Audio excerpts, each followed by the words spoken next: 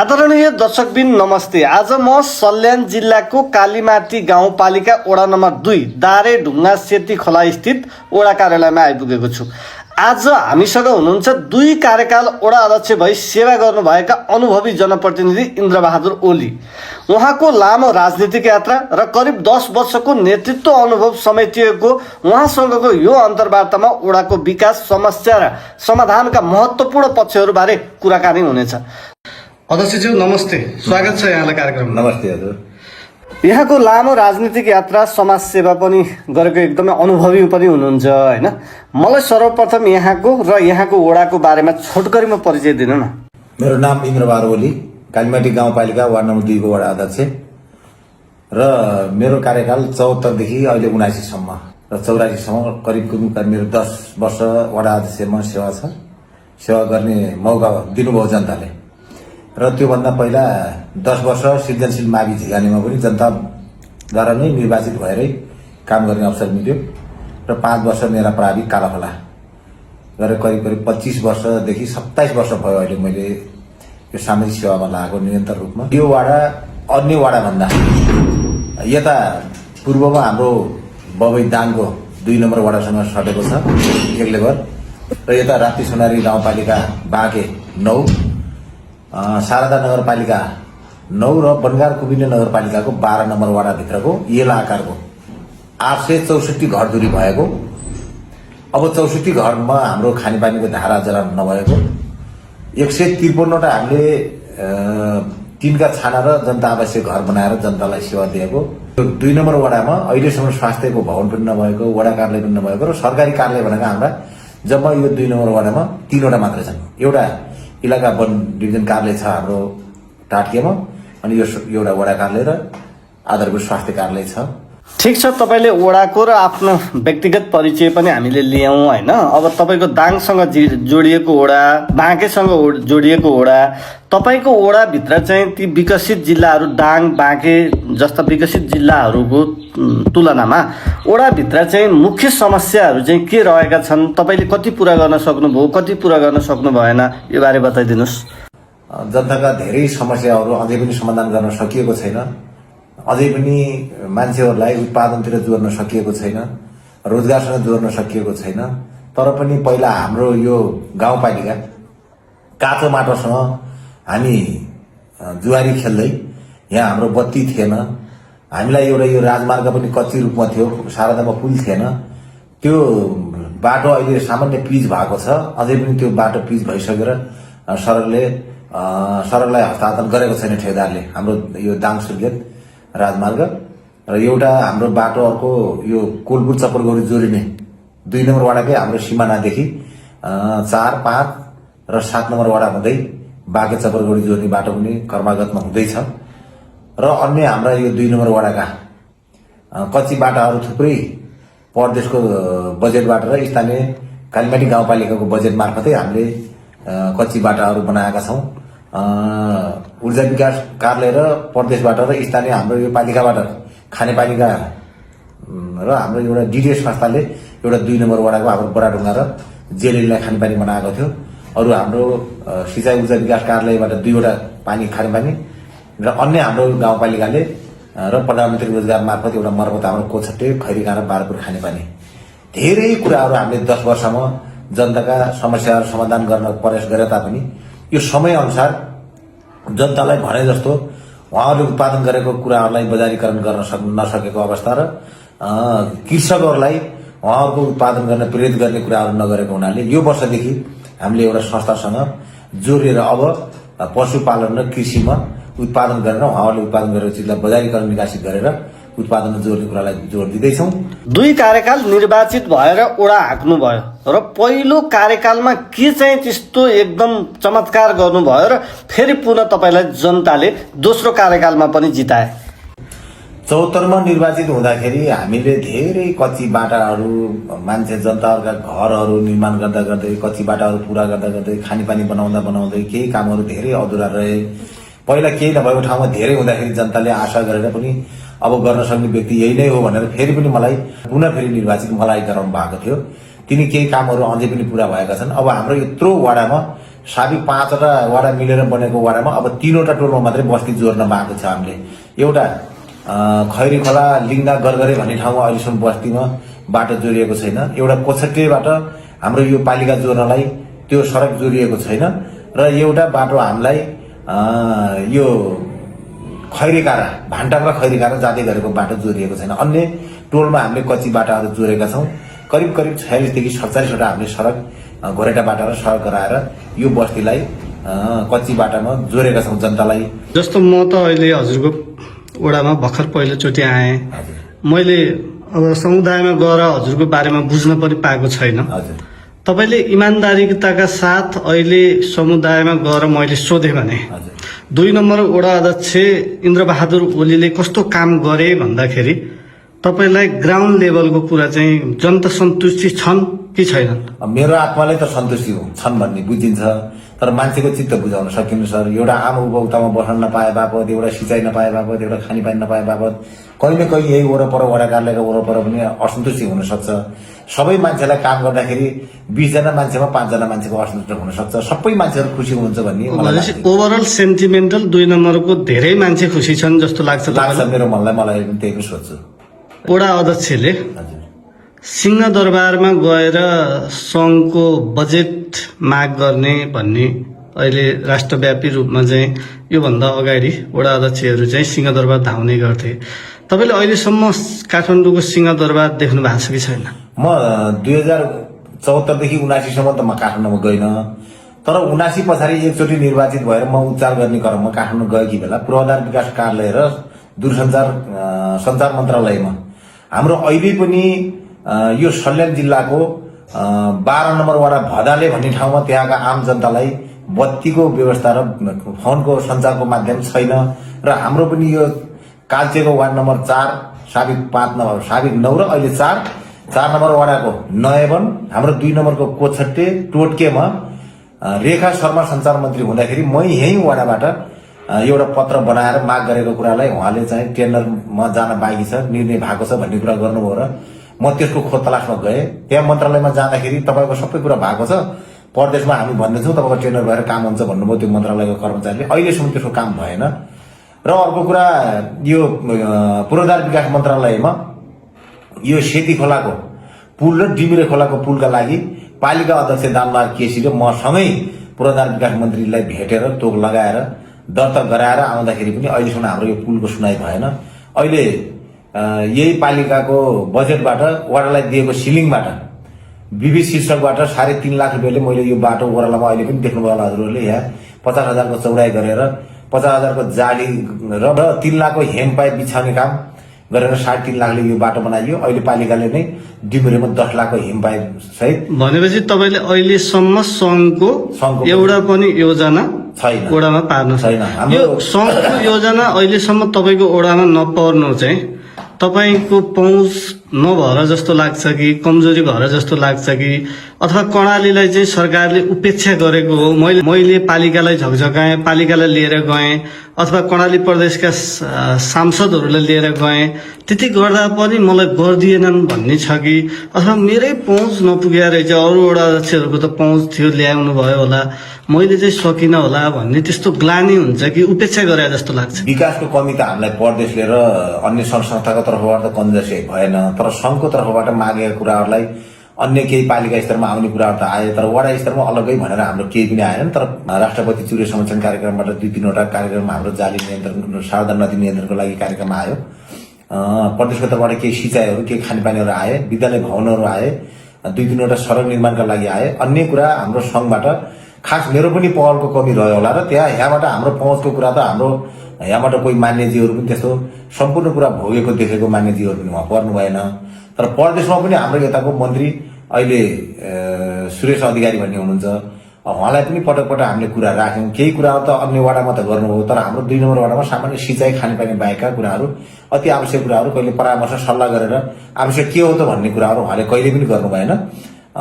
मागको आधारमा भन्दा पनि अब अन्य सबै कुराहरू सोर्स वर्षको आधारमा योजनाहरू केही अन्य प्रदेशबाट आएका कुरा छन्, सङ्घ संस्थाकोबाट र पालिका तर्फबाट हामीले तपाईँको पूर्व अब तपाईँले मानेको नेता पनि हजुर जो राष्ट्रिय राजनीतिमा पनि चर्चाको शिखरमै हुनुहुन्छ, हजुर भौतिक पूर्वाधार मन्त्री पनि हुनुभयो सङ्घ सरकारको प्रकाश ज्वाला।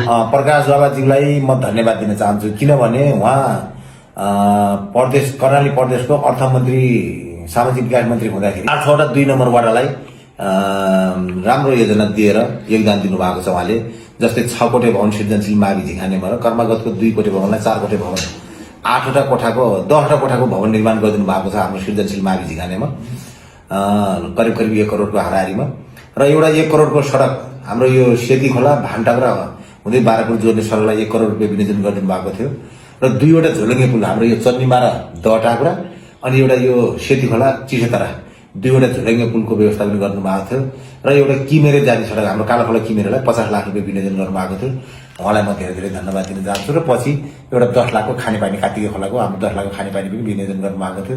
यति एउटा वडामा उहाँले गर्नुभएको छ, उहाँलाई म धन्यवाद। अनि सङ्घ सरकारको भौतिक पूर्वाधार मन्त्री हुँदाखेरि चाहिँ यहाँको समस्याको बारेमा के गर्नुभयो? गर्नु भएन। सङ्घको उहाँलाई लिफ्टिङ खानेपानी गरी मागे मैले। उहाँ सङ्घको पूर्वाधार विकास मन्त्री हुँदा उहाँले चाहिँ लिफ्टिङ खानेपानीको लागि पहल गरिदिनु भएन। अहिले संस्था मार्फत भएको छ, एउटा कोचटे लिफ्टिङ खानेपानी र एउटा हाम्रो तारिके निगाले लिफ्टिङ खानेपानी। अब तपाईँको अर्को एउटा राम्रो काम चाहिँ हामीले देखेको ओडाभित्र सम्पूर्ण डाटा निकाल्नु भएको छ।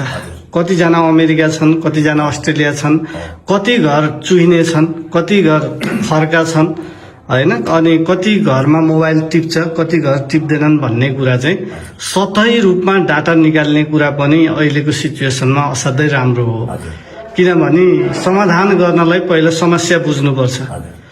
तपाईँले समस्यालाई उजागर गर्नुभयो, त्यो एउटा पोइन्टमा राम्रो कुरा भयो। तपाईँको ओडामा चाहिँ ठ्याक्कै घर चुइने छाना कति छन् र मोबाइल नटिप्ने, टावरले नटिप्ने, फोन गर्न नसक्ने घरधुरी चाहिँ कति छन्? अब हाम्रो बारापुरमा 2 घर मात्रै बाँकी हुनुहुन्छ। टोटकेको त्यहाँ बस्तीमै खानेपानी नभएको कारणले र सञ्चार नभएको कारणले टोटके भन्ने ठाउँमा 10-12वटा घर हुनुहुन्थ्यो, त्यो विस्थापित हुनुभयो। भिरकुनामा 4 घर हुनुहुन्छ। खानेपानी बस्ती माथि चाहिँ खानेपानी तलबाटै बोकेर खानुहुन्छ उहाँहरूले, तलतिर आएर बस्ने उहाँहरूको पहुँच छैन। यो कोचटेको टाकुरा, मुनखोला, भारे खोला, सुकाली, गम्थले, तुसारे, निगाले भन्ने ठाउँमा अहिले पनि मान्छे हुनुहुन्छ। त्यहाँ 50-54 घर अनि 4 घर भिरकुना र पहियागारामा 10-12 घर गरेर हाम्रो अझै पनि 60-65 घरमा यो टेलिफोनको अभावको कारण उहाँहरूले फोन सम्पर्क गर्न पाउनुहुन्न। उहाँहरूले कहिलेकाहीँ हजुर ओडाको अध्यक्ष भनेको त ओडाको सबैभन्दा ठुलो मान्छे, ठुलो मान्छे भइरहँदाखेरि जमाना अहिले कस्तोसम्म भयो भने सबै कुरा मेसिनरी भइसक्यो। बोल्ने कुरा, लेख्ने कुरा, काम गर्ने कुरा, खाना पकाउनदेखि सबै कुराहरू आर्टिफिसियल इन्टेलिजेन्सबाट पुरा हुने भइसकेको अवस्थामा फोन गरेर मान्छेको सामान्य अवस्था पनि बुझ्न नसकिने ठाउँको ओडा अध्यक्ष हुँदा उनीहरूलाई एउटा टावर दिएर मोबाइलमा फोन लाग्ने अवस्था पनि गर्न नसक्दा कहिलेकाहीँ थत्तेरी मैले कस्तो ठाउँ खोजेछु, कस्तो दिनमा मैले यो सामाजिक सेवा रोजेछु, कस्तो, जबकि यस्तो एउटा सानो समस्या यस्तो जनताको ओडा अध्यक्ष हुँदा मलाई कस्तो खल्लो फिल भयो भन्ने लाग्छ सर। म त जन्मिएकै त्यही कोचटे भन्ने ठाउँमा हो। जन्मेर हुर्किएर म पछि 57 सालमा यो कालाखोला पाखापानी आएँ। अहिलेसम्म वास्तवमा भन्दाखेरि सामान्य हाम्रो यो कालीमाटी गाउँपालिकाको बजेटले त्यहाँ धान्दैन, करोडौं रुपियाँ लाग्ने छ। अब त्यहाँ ठुलो भूगोलको हिसाबले, ढाङको हिसाबले गर्दाखेरि त्यही पनि हाम्रो 20 लाख रुपियाँ टेकबहादुर बस्नेत मन्त्री हुँदाखेरि उहाँले 20 लाख रुपियाँ हालिदिनु भएको थियो। 40 लाख रुपियाँ पालिकाले छुट्याएर हामीले कोचटेलाई जोड्ने भनेर बाटो खन्यौँ। बिचमा फेरि पछि ठेक्का गर्दाखेरि एउटा ठेकेदारले त्यो बाटो बिगारिदिएर त्यो बाटो जोड्न सकेनौँ। अहिले पनि पालिकाको बजेटबाट हामीले सम्भावना छैन। फेरि पनि हामीले केन्द्र सरकार र प्रदेश सरकारलाई माग गरेका छौँ। अहिले पनि म यो सञ्चार माध्यम, हजुरको सञ्चार माध्यमबाट कोचटे, पैयाकारा, किमेरे, सेती खोला सडकलाई विशेष गरी ध्यान गरिदिनु हुन म हजुर मार्फत पनि म जानकारी गराउन चाहन्छु।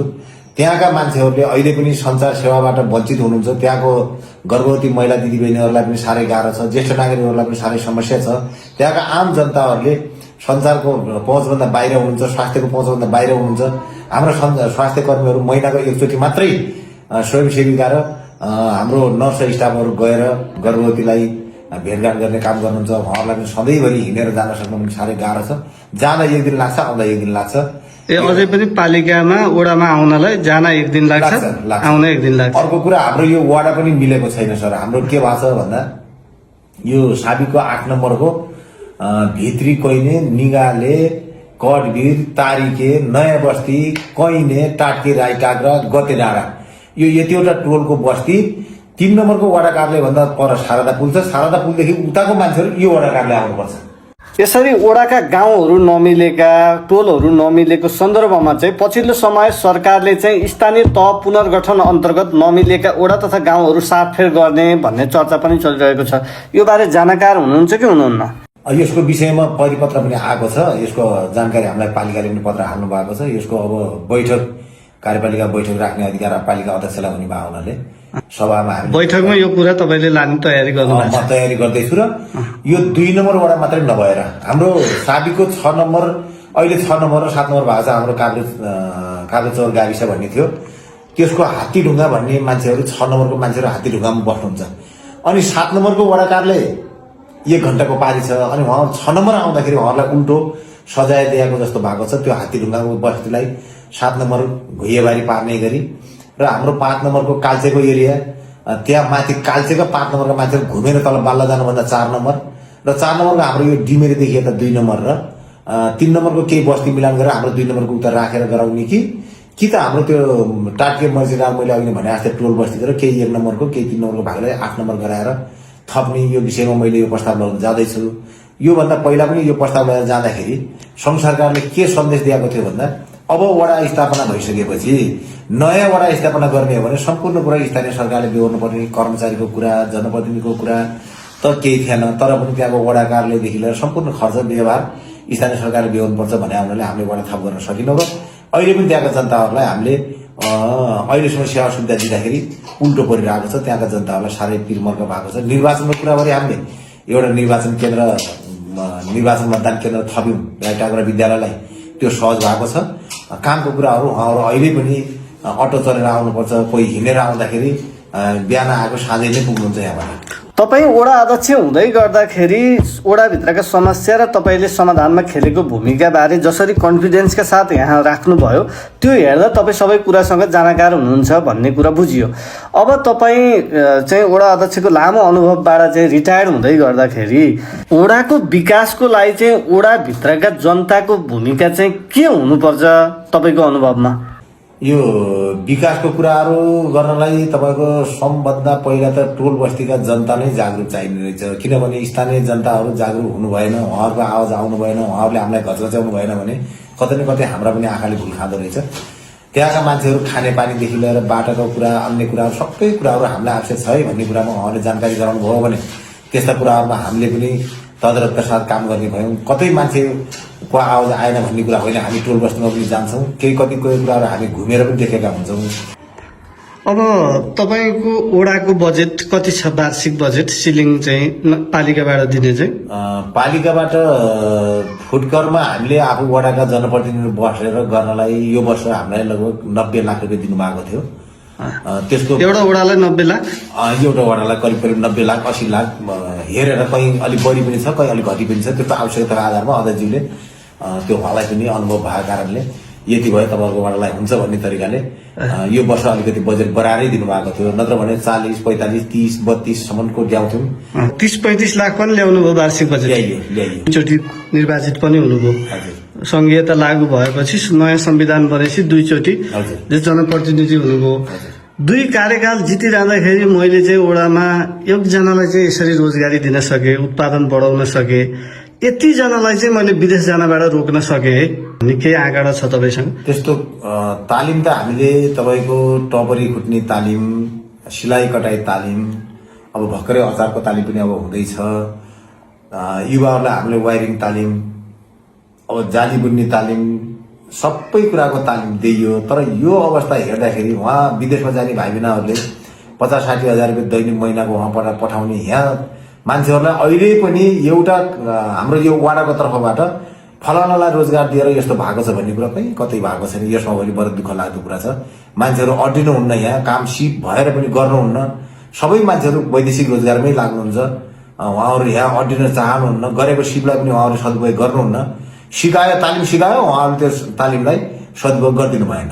वनको हजुर काठको विषयमा पनि धेरै ठुलो विवाद निस्कियो। तपाईँहरू जनप्रतिनिधि भएर तपाईँहरूको केही हातै हुँदैन स्थानीय रूपमा यति ठुलो विवाद हुँदा, यस्तो यस्तो चाहिँ नि राष्ट्रिय रूपमै बेइज्जत हुँदा जनप्रतिनिधिले रातारात टडक्क लोड चाहिँ काठ बेचे, यस्तो गरे, वन फडानी गरे भन्दाखेरि चाहिँ तपाईँहरू कति निरीह जस्तो हुनुभयो कि किन तपाईँहरूमा किन त्यस्तो बेइमानी गर्नु भएको थियो जस्तो लाग्छ? यो हजुरले सही कुरा उठाउनु भएको छ। यो विषयमा मलाई पनि कहाँ गएर कुरा राखौँ भन्ने भएको थियो। हजुरलाई धन्यवाद छ। यो विशेष गरी हाम्रो 2 नम्बर वडामा 11वटा सामुदायिक वन छन्, 11वटा। अनि सगरमाथा सामुदायिक वन, असारे सामुदायिक वन, कालीदह सामुदायिक वन, रिठाचौर सामुदायिक वन, चिसोतरा र गैरिहरियाली 5वटा सामुदायिक वनले आफ्नो कार्ययोजना सहित हामी वन व्यवस्थापन यसरी गर्न लागेका छौँ भन्ने तरिकाले उहाँले कार्ययोजना ल्याएर यहाँ आउनुभयो। यहाँ आइसकेपछि पालिका स्तरमा त्योभन्दा पहिला पालिका स्तरमा कार्यक्रम कसरी गर्ने भन्ने पनि हाम्रो सबै कुराहरू जिल्लाबाट डिएफओ साहब आएर यहाँका सम्पूर्ण राजनीतिक दल र जनप्रतिनिधि सहित पालिका अध्यक्ष उपाध्यक्ष 7 वडा अध्यक्ष बसेर यो वनमा रहेका बुरा खारा रुखहरूलाई र यो जङ्गललाई व्यवस्थापन गरेर आय आर्जन गरेर त्यहाँका जनताहरूको केही कुराहरूलाई हदसम्म समाधान गर्नका लागि यो कुरा अगाडि बढाउनु भन्ने निर्णय भए अनुसार र उपभोक्ता त्यहाँको सामुदायिक वनले कार्ययोजना सहित वडा कार्यालयमा आइसकेपछि हामीले वडाबाट सिफारिस दिएका छौँ। उहाँहरूले सिफारिस लैसकेपछि त्यो कार्ययोजना अनुसारको प्रक्रिया अगाडि बढाउनु भएको छ।